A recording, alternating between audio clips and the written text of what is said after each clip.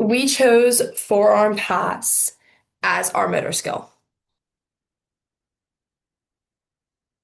Forearm passing is used in both indoor volleyball and beach volleyball. The five performance criteria that we chose were athletic stance, accurate direction to target, point of contact, fixed feet, and fixed proper platform. We define these criteria through beginner, intermediate, and advanced.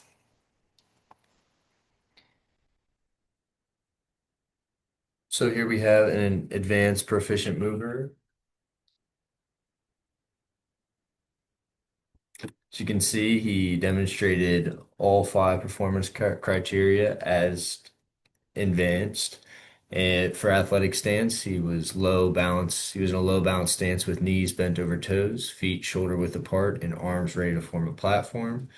He had accurate direction to target, where he consistently moved his feet and aligned both his body and platform directly towards the target. His point of contact was consistent on the distal part of his forearms. The ball contacted the center of his platform. He had strong hand-eye coordination, fixed feet where he moved to the ball and established a stable and fixed base before passing, and advanced for a fixed proper platform where his hands were together, fingers were not interlocked, arms fully extended, thumbs down, creating a flat and stable platform.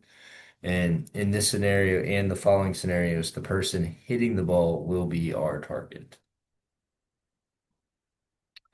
This is going to be non-proficient mover number one.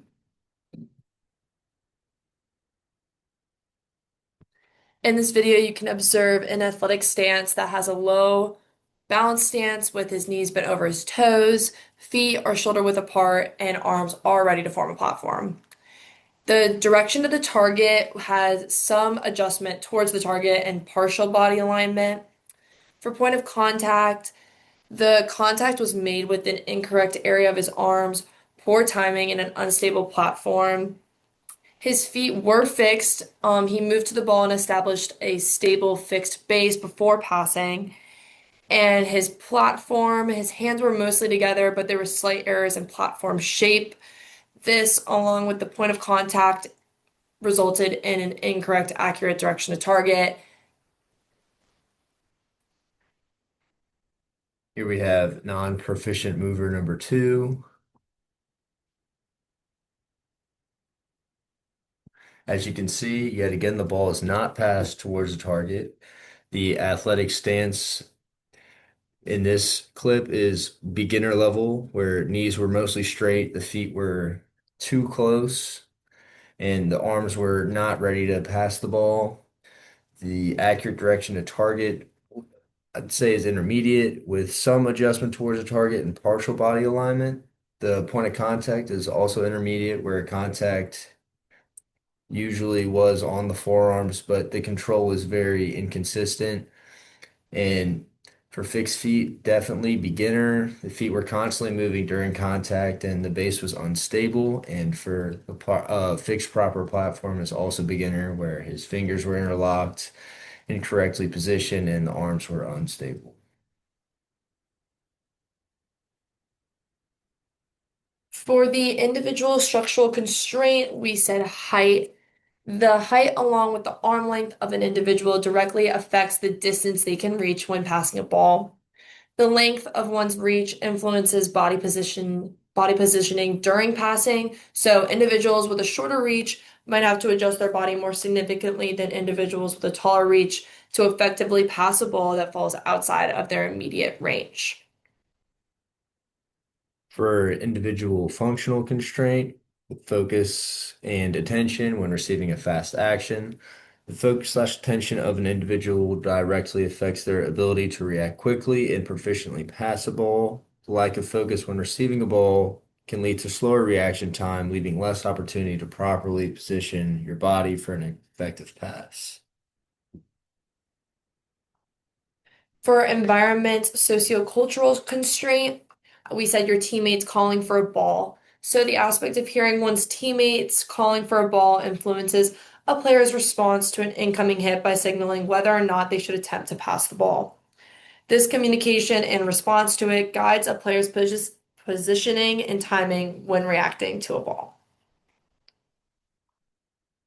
For our environmental physical constraint, with the court surface affecting movement speed, the court surface, which can be grass, sand, or an indoor volleyball court, directly affects an individual's ability to move quickly to pass a ball.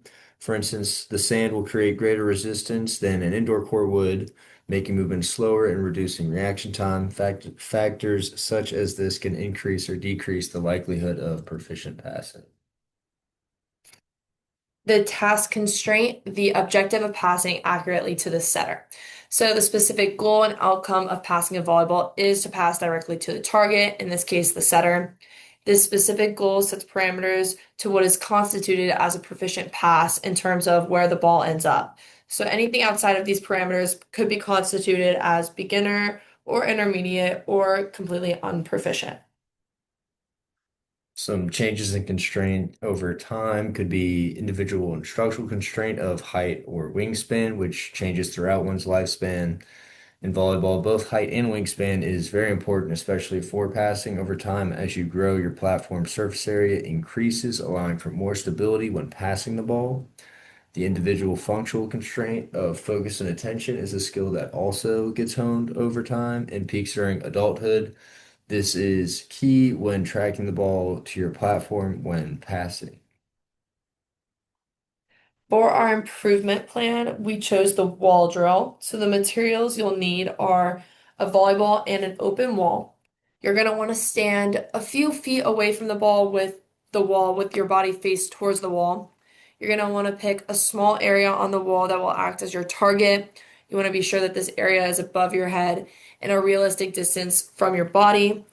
Next, you want to toss or pass the volleyball to that spot with enough power to where the ball bounces off and is passable.